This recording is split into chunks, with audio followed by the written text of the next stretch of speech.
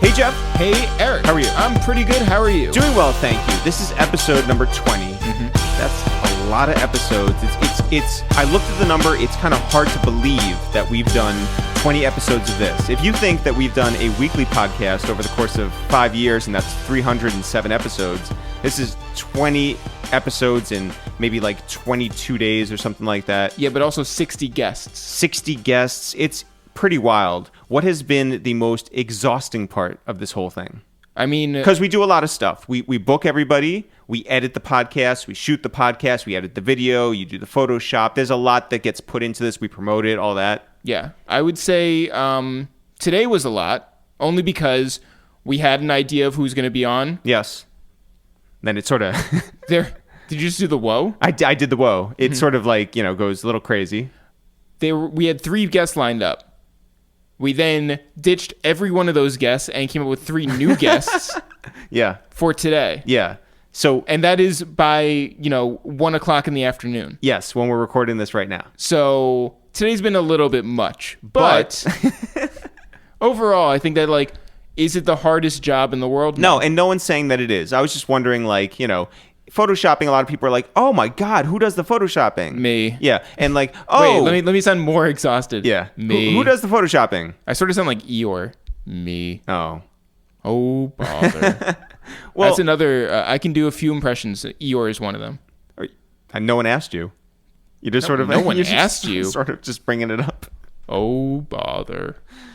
That's right up there with the classics. Like Adele. Like Adele. Thank you. And I can do Miss Piggy. Kermie, why don't you love me?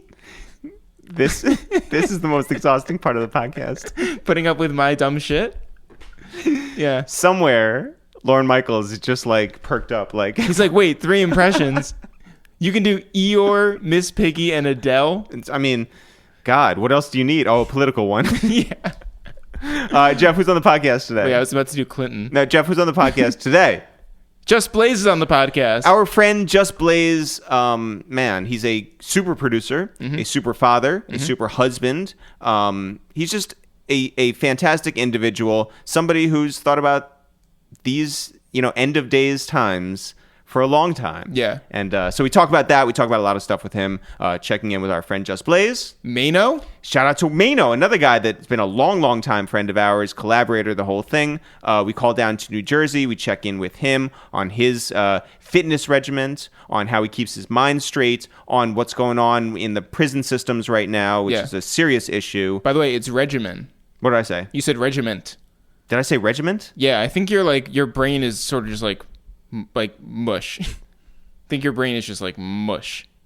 What is that? Mush. Actually, I'm doing a little bit of no, you're fired. No, don't do that. Don't do that. You're fired. And then, is that a political impression? Yeah. And then we go out to LA, Jeff. To Dimplez. Check in with our friend Dimplez, who is one of the smartest people that we know. Mm-hmm. She is a digital music marketing executive. Yes. And she is at the forefront of a lot of cool things that are happening right now because everybody, like Funk Flex, is going digital. Ooh, there you go. So, Jeff, first of all, let's call down to New Jersey and get on the phone with Just Blaze. Justin Blaze. Just, what's happening? Not much, man. How are you? Good. How are you guys living down there? We're living okay. To be honest, for a couple of reasons. I mean, one, I kind of stay apocalypse ready as it is. Yep. Mm-hmm. Well, you know how Busta's been screaming, there's only 20 years left. Yeah, I was going to ask you, if there's a Busta Rhymes title that particularly works right now, which one would it be? Oh, God, there's so many. We were actually joking about that on the group chat the other day. I think the best one, though, it wasn't necessarily the title. It was the cover of When Disaster Strikes. Oh, yeah. We were like, yo, he's dressed like Will Smith in After Earth. He was Will Smith in After Earth before Will Smith in After Earth. He already had the dress code and everything. Yo, what did Busta know, Yeah. Dude, I don't know. But it's funny. It's not so much, about what he knew, I think, but the fact that he was so adamant about whatever it was he knew. Yeah. You know, like we went to Quad maybe like 4 months ago or so, and we were. I honestly feel like that was like a lifetime ago. It was a lifetime ago, but it really was. We were invited to hear like what he had been working on for the past 7 years or something like that. Was that right? back in like December? I think It might have been. Yeah. It could have been. Honestly, I don't know. Yeah, they had invited me to that. And I couldn't make it, but I know what you're talking about. But it had the same type of idea as like obviously all those great works with like Extinction Level Event and the whole thing, where it was like, hey, this is happening. Let's all buckle down and get ready for it. Yeah. Yeah. Now he was back to it. Like when I heard that album, when I first heard it, maybe like a year before that event, I was like, oh, we're back to Anarchy. Yeah. You know, which was which was trippy for me because that was my first time working with him. Was on Anarchy, and now here we are back in the studio. You know, and I'm helping him put the new thing together. Yeah, and it was good timing because, like you said, he's been working on it for like 7 years, and he's been calling me for like 7 years, and we've been trying to figure out the schedule. And then it just so happened I had this one idea, and when he played me the album, I was like, you know, because he wanted me to come hear it and just vibe and then go back and make something. And I was like, no, bro, I have it. Like, if you're back to Anarchy, I have the track. Here you go. You just been sitting on it. Yeah, I literally have been sitting on it. I was sick. This was a few years ago. I was sick. I was in the hospital. I came out after like a week or two. And I remember my mom said to me, like, now go make something that's going to blow people's minds. Like the day I got back home. Wow. And I made, actually, you know, I got it backwards. I went home and just made something that I thought was personally crazy. And then later on that night, my mom called me. She says, so did you make anything mind-blowing on your first day back home? And I was like, actually, I did. And I never played it for anybody. And it's one of those tracks that there are a few people I know I could have given it to. I didn't. Who are those For people? one reason or another, but it landed in the right place. So shout out to Uncle Bus. But Big shout to general, Bus. In general, like I said, I kind of stay apocalypse ready. You know, like, you know, the pantry has always got, you know, a ton of canned food. The refrigerator is never empty. You know, there's never a shortage of paper towels or toilet paper or anything like that. So even to the point where like emergency camping food, like MREs, like that the military use and whatnot, right? You know, so I wasn't really sweating that aspect of it. Like when it came down to it, where it was like, all right, we really got to stock up. It was really just a matter of saying, okay, you know, we know we have a lot. Like we have the surgical masks and, you know, Lysol and all that, but let's just make sure that we have everything that we need. And because I already function like that kind of mentally, Yep. I was on it early before, you know, you couldn't buy anything anymore. Well, okay, but then also, my question is then why have you always had this mentality? Better safe than sorry, you know, for one. I watch a lot of movies. You know, like, and the thing is, as soon as this popped up back in December, I'm like, yo, I've seen this movie. The one thing I kept saying to people who were being dismissive, I'm like, yo, I've seen this movie before. Like, I watched Up Growing this movie. They're like, what do you mean? I'm like, you think movies, like, a lot of the great, not singling out the movie Contagion, but a lot of those movies that are like that, you know, they're kind of based, like, if you really watch those movies, everything in these movies is plausible. Yeah. And they work with people who, like, advise them, Right. who actually have... Yeah. They consult with people. Like, they consult with people who study pandemics and whatnot. Like, in a lot of those great Contagion movies, they're talking to experts. So it's like, you know, somebody the other day was bringing up the Bill Gates conspiracy, and I said, yo, Bill Gates didn't do anything but go up there, give you the script to every great epidemic movie or novel, and then turn around and he gave you the script that they all follow, and then he quoted Hove and said, it's not a movie, dog. Yeah. This can happen, and it will at some point, and we just aren't ready for it. So that's kind of always been my mentality too. And on top of that, you know, we've already been doing the quarantine thing by choice. Yep. Because my right, I guess, like late, like early March, late February. My wife had fallen ill. She had to end up going to the hospital for emergency surgery. So I was already kind of on that. Like, we can't, there is no leaving the house because we have to be here. And I can't leave because while my family's looking after Solomon, I, for the most part, got to look at it after her hands and foot. She had to have her appendix removed. Holy cow. Wow. Yeah, so as an adult, most people get that as a kid. Yeah. Or, she got it in her 40s. So it's a whole different level of disability. So we've already been on quarantine. My joke has been we were on quarantine before it was cool. Yeah, So yeah, we're good over here. And mentally, you guys are doing all right? Yeah, it's I don't leave the house. I'm not out and about. I don't feel the need, because so much of what I do for a living is social. Yeah. I don't feel the need to be social otherwise. Mm-hmm. So if I'm not doing something, I'm home most of the time anyway. So I'm not, some people are struggling because they're like, what do I do? What do I do? And I'm like, just stay home. Yeah. But I do realize that not everybody lives that lifestyle that I live. Not everybody's fortunate enough to have the size of house that I do. Mm-hmm. Yeah. Where it put it into perspective for me. Not that I'm not aware, but when you read it, one of my friends made a joke about, it was the meme that he actually posted about. I forget the exact joke, but it was basically like, he was driving the point home that he lives in a 1-bedroom apartment with no deck, no porch, no nothing.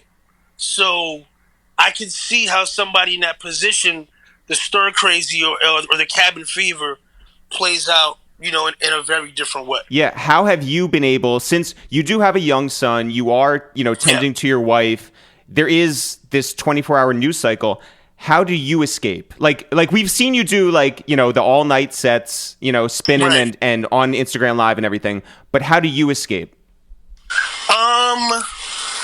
To be honest, I've actually been revamping my workspace, because we're all gonna have to start working and operating differently. Yep.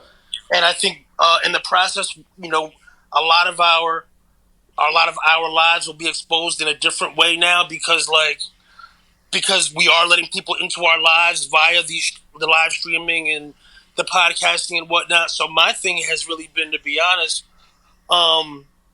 let me get the studio in order for operating that way. Let me get the rest of that level that the studio was on suitable for this. It's funny timing because, D Nice did what he did and it blew up, and it blew up beyond anything that it became such a viral organic thing. It blew up beyond anything that I would ever even have intended to do. But kind of my thought process was already I don't like to say I was the first. No, you were. But if you ask most people, I was. Yeah. Back in 03, 04, 05, I was doing live streams from the internet. Absolutely. I remember I was doing it, and Minya, Miss Info, yep, had that deal where they had given her the camera with the backpack with the mobile computer. Oh, right. And they were sending her to events, and I was so she was doing that early, I was doing that early. So my thought process has been, let me go back to that, but in a more official capacity than just turning on my phone, putting it on the table, and doing it. So that's been the other thing. It's funny. I've actually already been in some conversations with people about doing this in a more official capacity with a bit more professional presentation. So I've actually been spending that's why I haven't slept tonight. I spent the night getting one of the areas in the studio ready for that because there's gear starting to be installed today. Super dope. Yo, how much does it piss you off when people go on live and they don't take care to make sure that their audio is good? It's not everybody has the capability. And for me, when I did it last week, there were definitely some hiccups, but that was my first time ever doing it in that capacity. So I kind of did it on purpose to say, let me figure out what I need to do and how I need to do it, because when I was doing it live from the studio before, that was very outdated and old technology. The principle's still the same, but I'm sure there's a whole different set of tools now. So my thing was like, I already had a few pieces of gear that Roland had sent me. I'm like, let me just hook it up and see how this feels, how this sounds, and what I need to do. In terms of other people, some people they don't know any better, and to be honest, neither do a lot of listeners. And I think what's going to happen now is we have to work differently, right? And we are the people that help move the culture.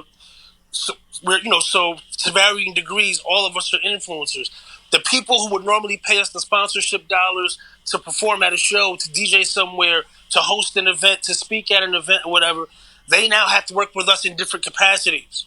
So we kind of all have to step up our presentation independently, because the checks are going to be coming differently for the next long while. Yeah. There are no more festivals. There are no more, AES panels or NAMM panels, or music presentations. And that's outside of us, stuff like me just getting paid to DJ a show. Sure. Or do a production seminar or anything like that. Like all of that is gone. So if we, the opportunities are still going to be there, but what's interesting about it is I think we're going to be able to dictate to a certain degree how those opportunities are presented now. It's going to be different. It's going to be different from, I'll use a random company. It's going to be different from Hennessy saying, we want to hire you to speak on this panel and then DJ the after party. Now it's going to be Hennessy looking to see who's streaming in a way that they feel will reach the right people they want to reach, and coming to you and saying, all right, we already like what you're doing streaming, or with the way you're reaching your people. So we want to cut you a check to sponsor your stream or to engage in your stream in a creative way. Yeah. So we're at a point where some of us are going to be able to rewrite our rules more so on our terms. Yeah. Just a few years ago, there was a big producers chat, like the group chat. I wanted to know, is that still happening now with all the producer battles and the everything's happening? We were talking. We were talking on that same group chat an hour ago. It's never disappeared. Yeah, that's never gone anywhere. We're like a family, And it's an interesting group of characters, because I think in some ways they wouldn't expect the camaraderie between people who, I guess, on a technical side are competitors, but actually all respect and love each other. Yeah. Mm-hmm. You know what I mean? So yeah, the group chat still exists. In terms of the producer battle thing, I mean, it's great. It's fun. It's something that, I was very early on. Like, I was telling somebody last night in an interview, me and Al. I was just going to say. Yeah, we were the first to do that on that level. In terms of producers who have that type of catalog that can do that. And the craziest thing about it was, even though there's videos of it on YouTube and there's 3,000 people in the audience and it's on a stage at a venue and whatnot, it all happened by coincidence. There was no Alchemist versus Just battle plan. Really? No, not at all. What happened was, Al was at that same event and he was booked to do a production presentation, like just play his beats and hype the crowd up. I was booked, and because he's a dope producer and he has a catalog to do that. Yeah. I was booked to play after him as the DJ for the event. So kind of like, here's the event now, Justice playing the after party, and shout out my homie Jonathan Moore from Red Bull. He used to run a thing called Red Bull Big Tune, and he's no longer with us. But this was a series of events that he did that was sponsored by Red Bull all around the country. So John just happened to be in the room. So me and Al actually got to talking, and John was there. And I remember saying, like, why don't we just do it together? Let's just go song for song or however we do it. and it's funny to this day. One of the criticisms about that event, people always say, "Oh, Just cheated because he played songs when Al played beats." And the thing about it was that's because we didn't come for the same job. Right. We just ended up making that job happen, and it worked out. It's something that people still talk to this day. So it's funny when you look back you look back 10. That was 10. I think it was 10 years ago, maybe actually more than that.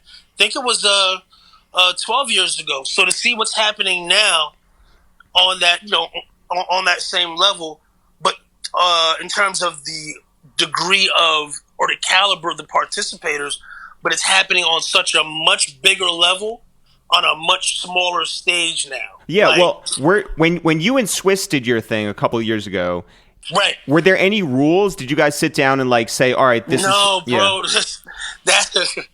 So when that first, the way that came about, that if you remember, I did that documentary on Rapture. Yeah. Mm-hmm. The documentary on me. So the whole idea of that documentary, or my idea, I didn't want it to just be all about me. I wanted it to be a thing about I'm a producer. You might not understand what we do. Let me give you a glimpse into what our life is like and what our life means to me by talking to producers who I respect, who in some cases who are like family to me. Yeah. So Swiss obviously is one of my favorite contemporaries. He had to be in it. So the battle was originally a thing for the documentary. So I get there thinking we're going to do, 30, 40 minutes. We didn't have any rules per se. It was just more so let's just knock this out, have some fun. And as we're doing it, it just turned into a much bigger thing. Kind of the same way D-Nice's thing kind of started out. Yeah. Where it was just I'm going to play some joints. And then he got a few hundred people. And then all of a sudden he had a few thousand people. And then word starts to spread that this amazing thing is happening. And now he has 150,000 people. It was kind of the same thing. And what was supposed to probably be, an hour, 30 minutes to an hour ends up becoming this 3.5 hour extravaganza. Because now you can't stop because it's happening. It's happening on Instagram, and there's tens of thousands of people watching it. And there's people there's people now at the studio. Yeah. It got to the point where I was like, dude, I'm having an asthma attack. I've been having one for the past 40 minutes. I can't go anymore. But, and I think now, but that group chat that we are all in started right around that same time. That whole thing, yeah. Right. So now, it's I think a lot of the conversations that we've had in the group chat about who should go up against who and how it should happen and who would be dope. Now we're starting to see a lot of those things come to fruition because everybody has nothing but time. Yeah. Do you have every single person in the group chat in your phone? Wait, say that again? Do you know every single person who's in that group chat, or are there numbers that are just 917? To degrees. Some of them I've known for almost 20 years at this point. Some of them I was familiar with their work or who they were, or we knew each other in passing. So I didn't really get to know them until the group chat. But now we're our family with dude, we have gang jackets now. What? Yeah, we have gang jackets. What do they say on them? I don't know if I can give it away. I got to see if I can clear that. Wait, ask the group chat. Some people have actually posted pictures of their jackets. That's awesome. So if you can figure out who's in it or who might, if you do some research, you might find out who has the jacket because they posted them on Instagram. I'm going to be honest, I do not have that type of time right now or interest, but I love the idea of it. Just how come, do you have any idea why the younger producers might not want to battle? I mean, for one, I can't say why because I haven't seen any of that conversation. But I will say this: we come from a different time. A lot of the guys who are battling, obviously, we're from older generations, where the battle was much more of a common thing, even if it wasn't beef. You know, Yeah. whereas I feel like nowadays, if you really look at the landscape, it's not. They don't battle anymore. They just beef. You know, there's no. It's just the commodity is different. I don't know how many of them. I don't know how many of them are really friends like that. You know, I'm not saying that they aren't. Obviously, you know, you have some guys that are, you know, like a T Minus and Boy Wonder, of course. You know, and there's a lot of relationships like that. Yes, but I don't know if a lot of these guys are friends like that. So I don't think they came up together in the same way. You got to remember, like, just to put it in a nutshell, or to give you the difference. Obviously, there's always a competitive edge because this is what we do for a living. But like, you could go into, like, you know, the record producers used to go shop at conventions, like at the Roosevelt Hotel. They used to have the record convention, and everybody's already there in the room shopping together for records.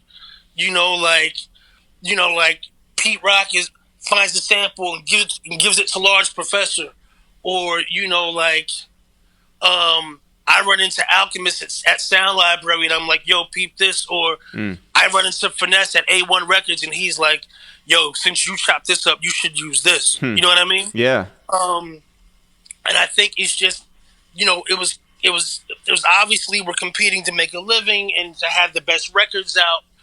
And don't get me wrong, there's always maybe a little bit of drama between somebody here and there, but it was just a different era. And because the culture wasn't as widespread, a lot of the main people were all in one place.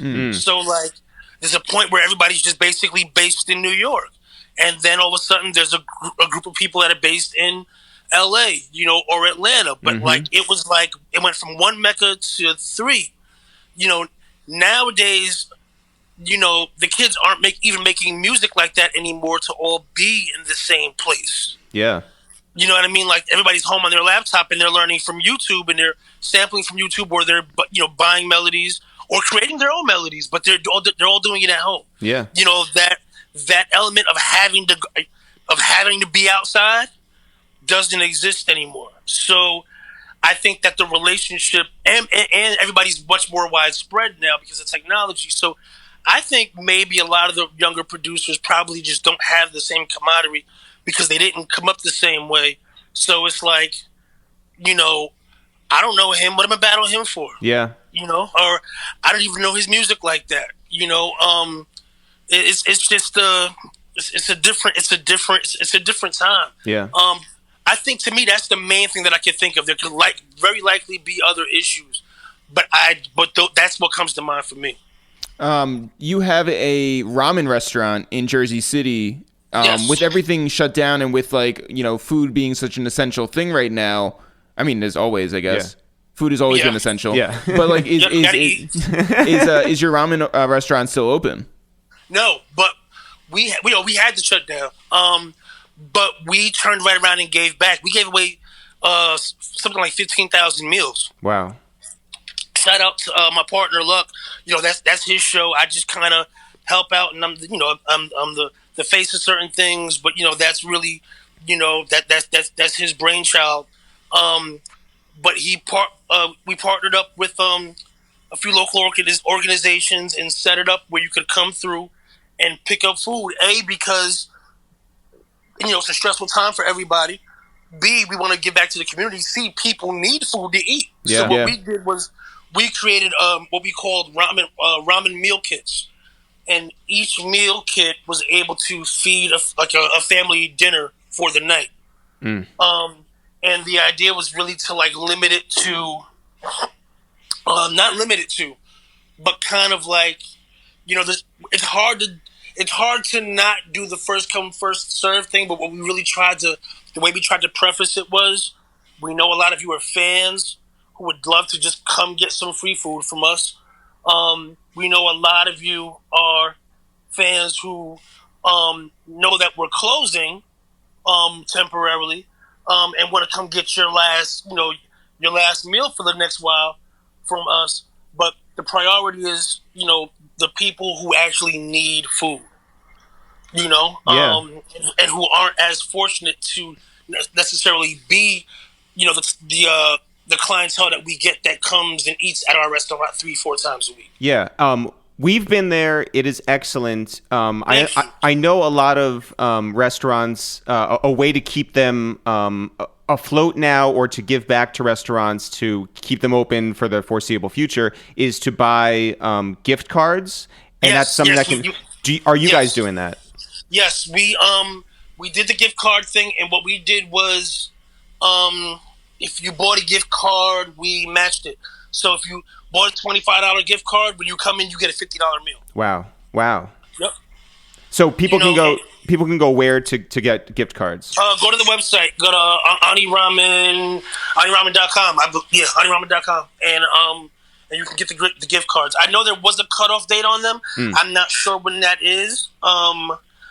Actually, yeah, I have to go back and check. But best thing to do, since we're here talking about this now, go to aniramen.com, buy a gift card anyway, and I believe we are still matching them dollar for dollar. Super dope. Yeah. It is always talking to you, catching up with you. Yes. Be well, be safe. Yeah, we love you. Take care. No doubt. We love you guys too over here. You know that you're like family. Please, you already know this. I'm sure you guys are staying in the house. Yes. Yeah. If anybody's listening, please, it's kind of mind blowing because like we don't have to really worry. I don't go outside anyway. My son will go out on a walk with his nanny, but we live in a very spacious area. You know, like it's the suburbs, so like you can walk for 5 blocks and not run into a person. Yeah. And if you do, you know, it's mostly people taking their children out for a walk, and people know it's just like, oh, there's somebody coming, go to the other side of the street. You know what I mean? Like, but I'm seeing pictures and video of people like in the city and in Manhattan and back home where I'm from in Patterson, and Washington D.C. the same thing. Yeah. Yeah, they're just out. It's nuts. And you look at the amount of people who are dying. Like now, you know, I know we've had a few celebrities who have caught it, but like, you know, even on my end, like I'm not going to put people's business out there. We already know Jazzy Jeff had a bout with it. Yep. But he's not the only one. You know, I know one guy who's caught it twice now. Remember that was the whole big thing. Yeah. Like, you know, once you get it, you probably won't be able to get it again. No, you can. Yeah. You know, like I know somebody who's going through that. Just please, shit is not a game. And if you haven't seen a movie like Contagion, just go watch Contagion because that's what's happening. It's real. Just, we love you. Take care of you and yours, and we'll be checking in. All right. For sure. Likewise. Talk to you in a minute. Jeff, let's get on the phone with our friend Maino. What up? Jeff, what's the word, my guy? Yo, what's happening? Oh, man, how you been, brother? Everything's good. How are you living in these crazy times? Man, I'm holding up, staying healthy, working out, staying as motivated and as busy as I can, you know?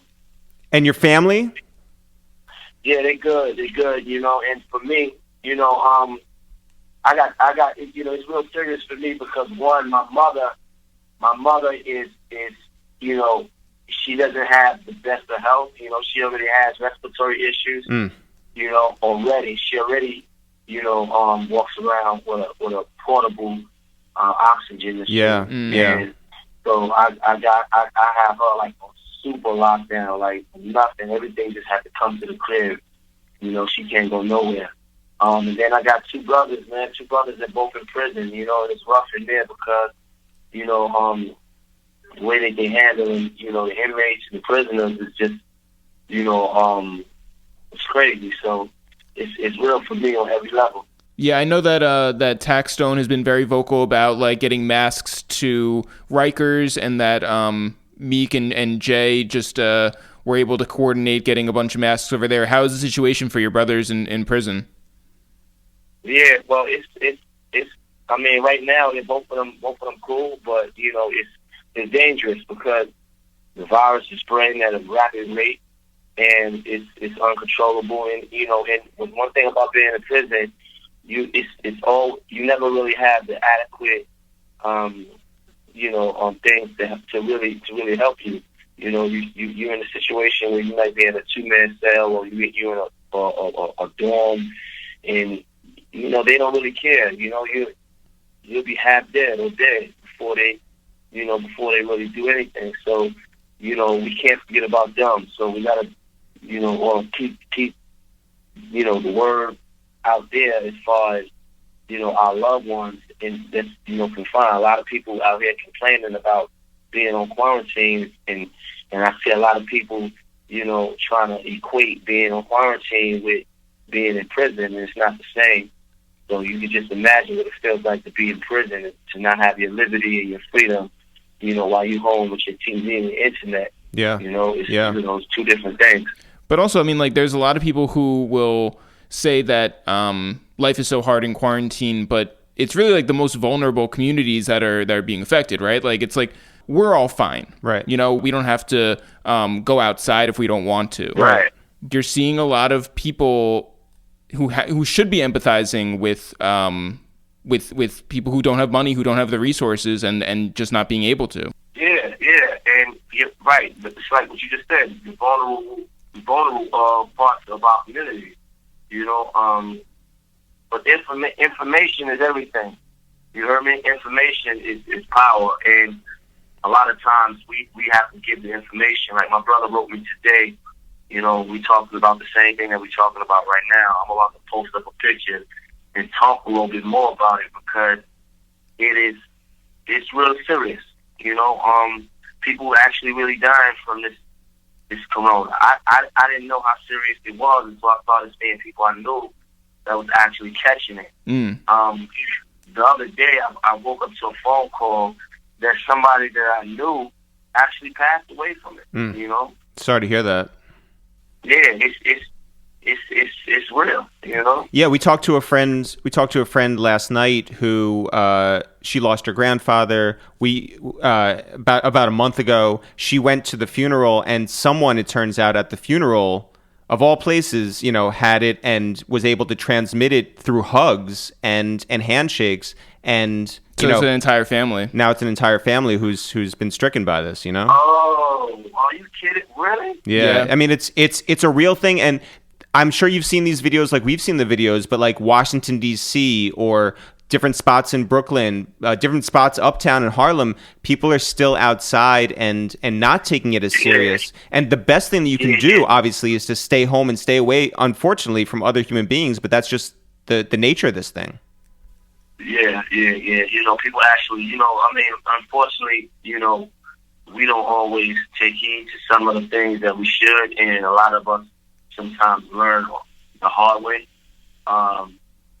So I still see, a lot going on. People going outside, and I've heard about people having cookouts. You know what I'm saying? Crazy. But it is what it is.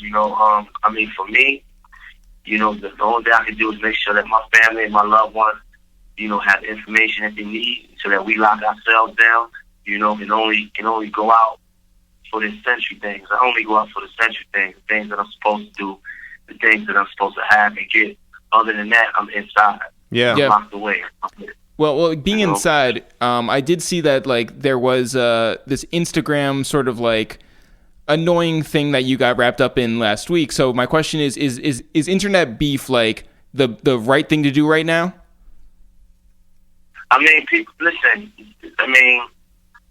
We talking about rap, hip hop. It's always gonna be, misunderstandings. It's always gonna be egos. It's always gonna be, a beast or what have you.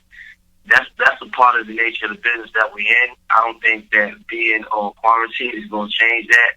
You would think that people, would fall back because it's more important things to worry about. But it's just a part of the world that we've been a part of. It's a part of the world that we've been accustomed to. It's always going to be somebody saying something and somebody saying something back, no matter what. And that, every time we turn around, it's another issue. And it doesn't even matter what's going on in the world, because, that's just the culture, I guess, Yeah. So Maino, while everyone's inside, I think there's been a few different ways that people have like been able to escape, to sort of like get their mind off of things. Obviously, like binging through Netflix is one thing. A lot of people have been like working out, tried to, stave off all the bellies that people got, from eating so much and quarantine snacks. But also people have been tuning in to Instagram lives regularly. Do you have any favorite like channels that you've been tuned into that you just will not miss? What I do is I've been working out. I go jogging. I try to stay as busy as possible. I try to eat a little bit better. I'm putting a lot of stuff in my system. Help my immune system. Every day. I've been using my Instagram Live a lot more. Of course, we watching Netflix. I've been watching Ozark. I was watching Ozark to this morning. Oh, fire! Did you finish yet? Yeah, but not yet. Oh my God! Yeah. So, I tuned into a lot of those battles. Like I was tuned into the battle with Timberland and Swiss, and then the last one was with T-Pain and Lil Jon. Yeah, D Nice. We it's obvious to see what what he has done. Yep. And just use this time to also finish some of my own personal projects. I got a book that I'm trying to finish. I'm shooting a podcast in my house. Super dope. I'm gonna take some of this time to use this time wisely. And well, what's the format of your podcast? Huh? What's the format of your podcast? I'm gonna shoot it in my kitchen. I'm gonna call it kitchen talk. Everything starts in the kitchen. You gotta cook up the kitchen. In the hood, the kitchen is like a metaphor for everything. So you begin everything by cooking up everything in life. You know what I'm saying? You gotta cook it up. So that's what we're gonna call it. We're gonna call it kitchen talk. We're gonna shoot right in my kitchen, and we're gonna keep it going. Are you gonna have guests? Are you going to? Is it just gonna be you? Like how are you gonna do it? Right now it's just me and my homie. I was thinking about trying to have guests and trying to figure out how to do that. I had to order these. I had to order like so much stuff to be able to set it up. Yeah. And I'm still waiting for some parts to come. So a lot of stuff is affected. Even when you order things, like really, like it's crazy because I've ordered stuff and I haven't gotten it yet. Yeah. So one of the things that we've always loved about you, Maino, is that like I don't think anybody could put you necessarily in a corner and say like that's only what this guy does. We've seen you do documentary stuff. We know you're working on a book right now. Of course you do the music. Right. So a podcast only, makes sense in this whole thing. How have you seen everything play out going forward? Because this is something where everyone has to adapt and learn to sort of transmit their stuff in a new way. Well, that's the thing about me. I'm one of those people. I don't dwell on the shift in my environment when I can't control it. So, I hear a lot of people, oh man, I can't take this. Oh man, I can't go another month. This is it, man. This is it. But I'm like, you complaining about things that you really can't control. Like, you're not going to be able to open up a store. You're not going to be able to open up a bar. Like, what are you going to do? Like, so it's useless to be trying to fight in that area. So the best thing that you could do is try to adapt. And then once you adapt, then you can figure out what you can use to increase your value. So that's just the mentality that I have. Like, okay, boom, we know we're not going to be able to get out here. And chances are it may go past April. So now, if we got all this amount of time, then you know what? How can I use this time to benefit myself? And that's just the way I think. Absolutely. So if this thing goes to June or so, is there any time that you do go outside, that you do go for like a longer jog, that you do go to like, the sort of the parks to sort of just like get some air? Like, how do you like maintain some relationship with the outside world? Well, I go jogging, right? I go, it's not like you can't go outside. What you have to do is just basically stay away from people. Like, yeah. Like, there's a lot of times where I feel like I can't get outside. Like, it's wrong. But we also outside. Live in New York, so which is like, a thing. More people. Yeah. Yeah, well, you can go outside. Just go outside safe. You know, have your gloves, have your mask, take your precautions. You know, have extra gloves on you. Have stuff with you. What I do is just basically stay away from people. Like I was at a 7-Eleven and I had to tell a dude like, yo, 6 feet. Yeah. Just fuck up. Like, yeah, that's real. You understand? Like you know, because people don't really, pay attention to what they're doing. They're so used to just moving the way they're moving. So, but, I go out for the special things. I go jogging. Like, I'm going to go jogging today and get back, work out. I'm pretty cool. So it's not really going to affect me. I've been through worse. I've been through worse parts, worst areas of my life where, being locked down 23 hours a day from one cage to another, 3 showers a week, handcuffed, like that is, I've spent years like that. So yeah, this is lightweight. I mean, when you compare that, we in the comfort of our own home, have our Wi-Fi and our computers and our TVs and our phones and our food and this is the comfort of our own home. So I mean, I feel for the people that haven't been able to make money. That is a serious issue, but right now we just gotta stay down. Yeah, I do want to take a moment right now just to say that if there's anybody out there who has not heard Maino's story on A Waste of Time with It's the Real, you are really missing out. Maino stopped by. This had to be like 4 or 5 years ago at this point, and told his whole story in the most amazing detail and with the most amazing perspective. And if you really want to know about someone who made it from the mud and went through everything, this is that story. And it changed the sort of trajectory of like the way that we do podcasts too. So shout out to you, Maino, for that. And I think that we were so looking forward to having you back here for a long hour-and-a-half conversation like we do. But obviously, the world has gotten in the way. But Maino, you keep doing your thing. Stay healthy. Stay inside. Stay creative. And we'll look forward to getting back up here, seeing you in person. We love you. Take care of you and yours. And we'll talk to you soon. All right? Nah, thank you. I appreciate y'all, man. Love. Yo, Maino, before you go, just wanted you to know, while we're inside, Eric and I are going to get so yoked up. Oh, there we go. Like, it's going to be crazy. So just all push-ups, pull-ups. Yeah. We're going to, Yeah, we're going to come out real brolic. So, like, if there's any tips that you can send our way, or even just, like, a whole gang of, like, if you can find steroids while you're out there and just send them over, I'll take whatever. Maino, we love you. Take care, all right? Love y'all, man. All right, bro. Jeff, let's go out to L.A. and get on the phone with our friend Dimplez. Hello. Dimplez! Yo, what up? Hi, how are you? Good morning. We're good. How are you? I'm good. My dog is going through his little mid-morning moment because he wants to go outside and play, and it's raining in LA right now. So that's a good thing in LA right now, though, because like people should be staying inside anyway. I guess like it's a hard thing to explain to your dog. Yeah, no, he's not here for the excuses. He's just kind of like, okay, so we have never had the pleasure of actually meeting your dog in person. So how cooperative is your dog, and how is your dog handling this whole thing?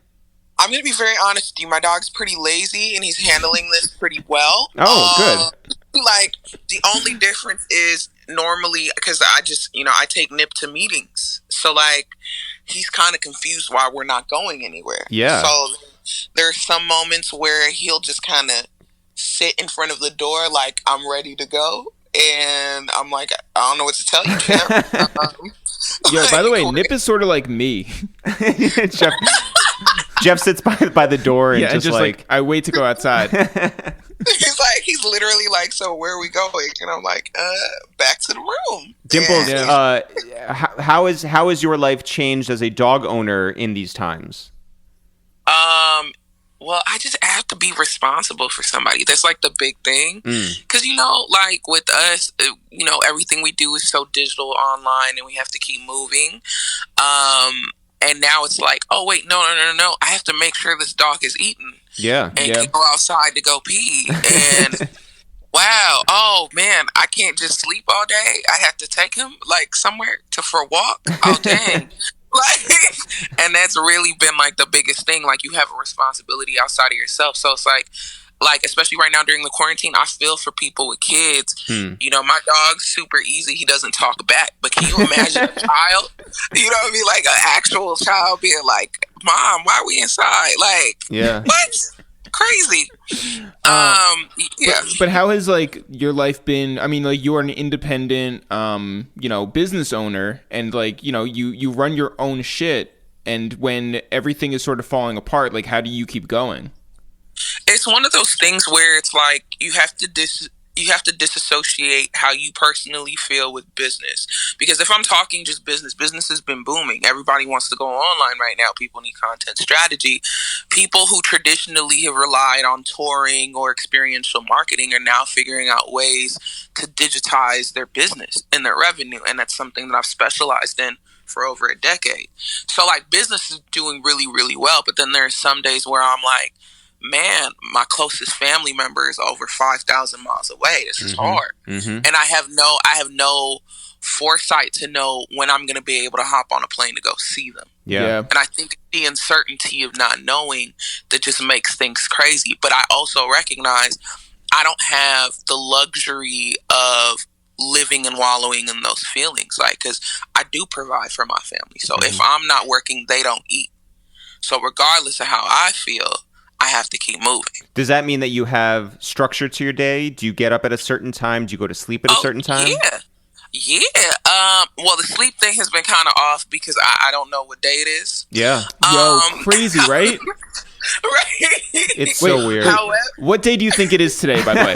Because like, well, no, I honestly don't know. I know today's Monday because my assistant called me and he only calls me on Mondays. By the way, the crazy thing is, until you said just now it was Monday, I really thought it was Tuesday. Yeah. Yesterday seemed like a Monday to us. Yeah, no. I only knew it was Monday because my assistant and I would have a standing call. For everybody listening out there, it is Tuesday. This comes out on a Tuesday, so you're right. Oh wait, it no. is So Tuesday. yeah, so today is Tuesday. It is Tuesday. You're right. People are gonna be like, "Yo, I'm out of my mind. I yesterday. don't know anything anymore." Yeah. Right. No. I do have a structure to my day. I wake up every morning around 6:30. I walk my dog by 7, and I start answering emails by 7:38.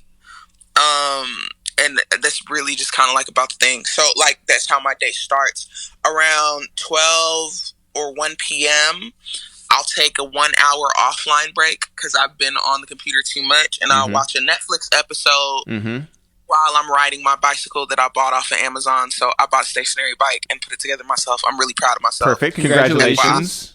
Thank you so much. I appreciate it. It took me like 2 hours, but I did it, Cool. That's awesome. Wait, how good are you at like building things other than this bike? Like, are you like the person who like can build like IKEA shit? Yes. But here's the thing. I have really long acrylic nails.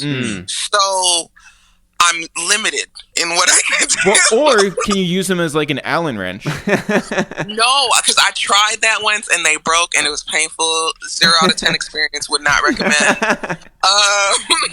But yeah, so like, I do this thing where it's kind of like, have you ever seen a newborn deer being born and they're like squabbling and they're like walking away and falling down in the snow, whatever? That was you? That's pretty much my fingers when I try and use like a tool of some sort with nails.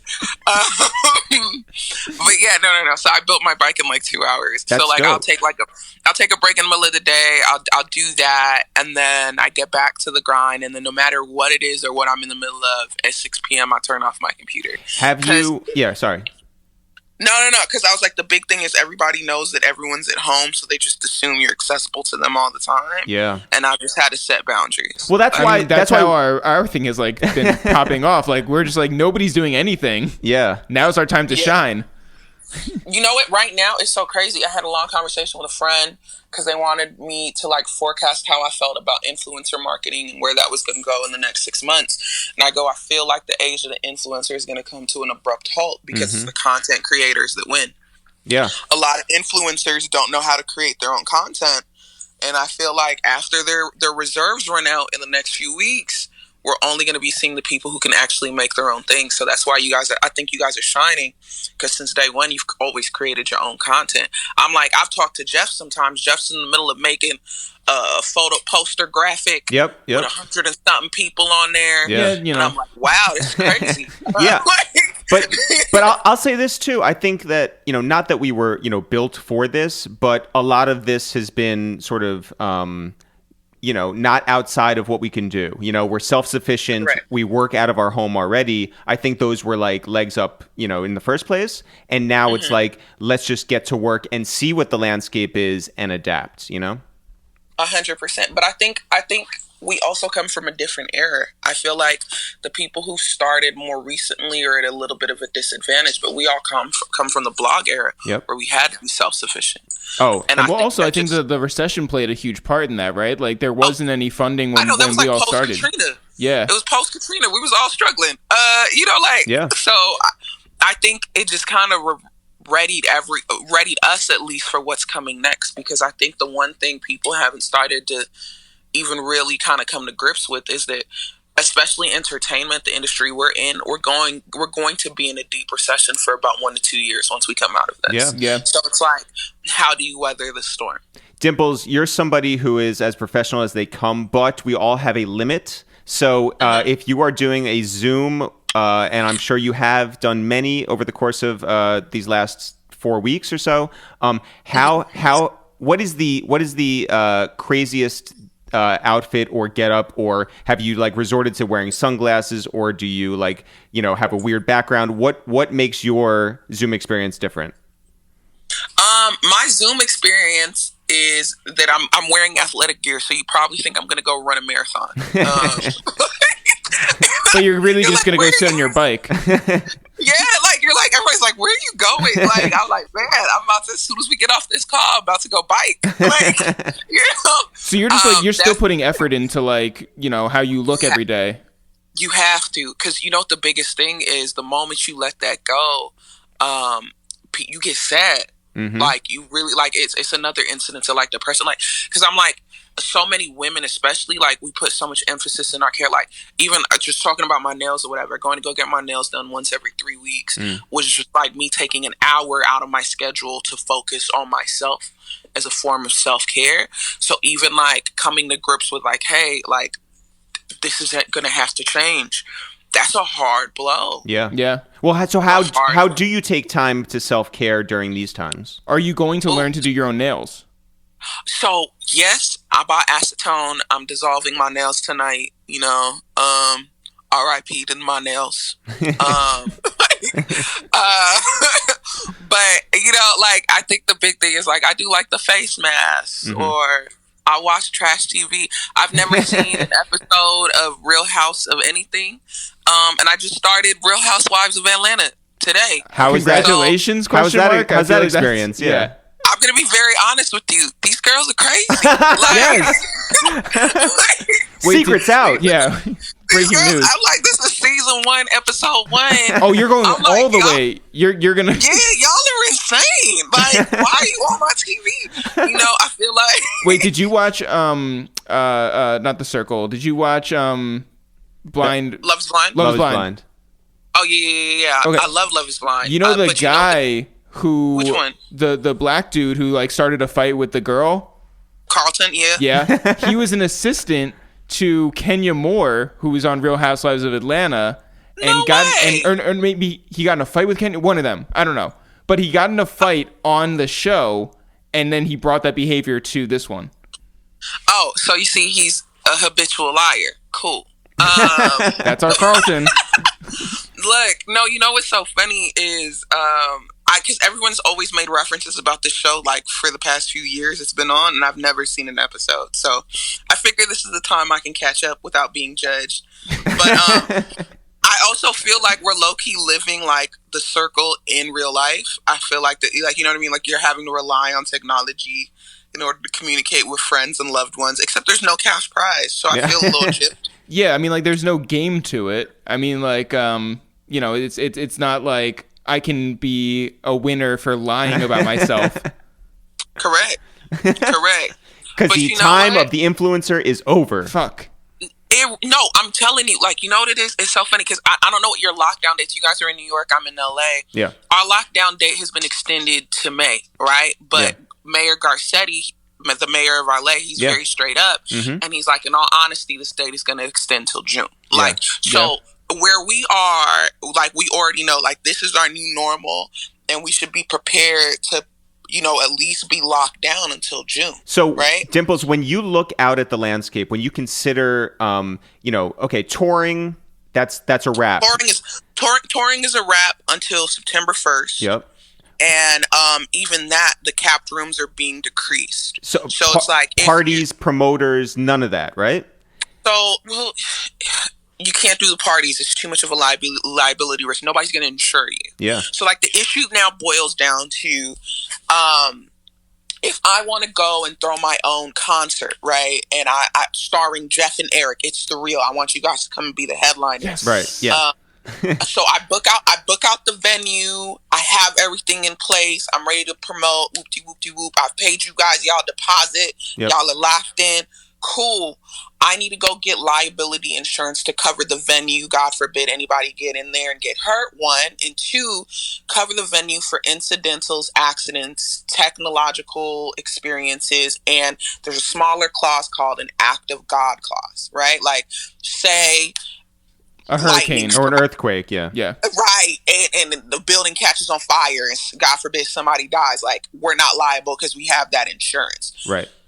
Yeah, insurance underwriters are now writing in exclusionary clauses for coronavirus. Wow. So, for me to throw this venue, I have to figure out a way to test everyone that is entering the venue in advance of them entering the venue so they don't spread the disease, because if somebody catches coronavirus, they can sue the event and something really bad happens to them, they die and they don't recover, they can not only sue me, they can sue you, they can sue the venue, they can sue the insurer.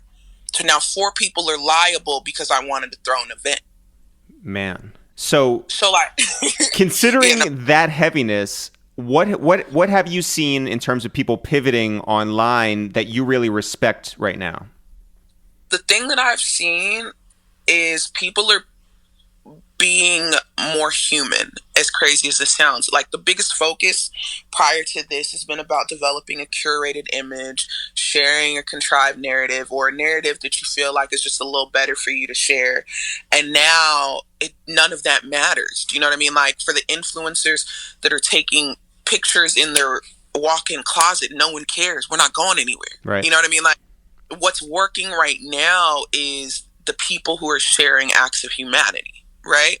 The people who are like, you know what? I woke up today and I'm just as frustrated with you, or I'm just as bored with you. One of the greatest things we saw on the internet this weekend was 21 Savage singing Tone Deaf on Instagram Live to Destiny Child. Yeah. Because I was like, because he knows he's tone deaf, but sometimes you just got to sing your favorite song to get through how you're feeling. And he's doing it in real time. And that act of humanity makes everyone else on the other end feel a lot less crazy. I also love about the 21 Savage stuff that he knew all the parts. Yeah. Like, he knew all the background vocals, like all the breaths. It was perfect. This is how you know you had a strong woman in your life when you were being raised. There you go. Every strong woman was listening to Destiny Child. There you go. I don't care where you were from. Destiny Child was in that rotation at least 3 songs. Yeah. Dimplez, your family is very far away. What is their experience like right now? My family's actually a lot safer than we are. As crazy as it sounds, I believe Nigeria's a lot more accustomed to dealing with outbreaks than we are. So, like, I don't know if you've been paying attention to, like, African news as it relates to coronavirus and handling of that. It's not spreading and the death toll is extremely low. Like, I think there's only been 8 deaths since everything started, but Nigeria is densely populated, comparable to China. So the fact that it's so low, it's like, it's really, really well contained. So they're safe. And I think just like the biggest thing for me, just in being here and having to stress to them, because a lot of my family is older, like my aunts are in their 70s, my uncles are in their 70s, has been, I need you guys to stay at home. Like, why are you outside? Yeah.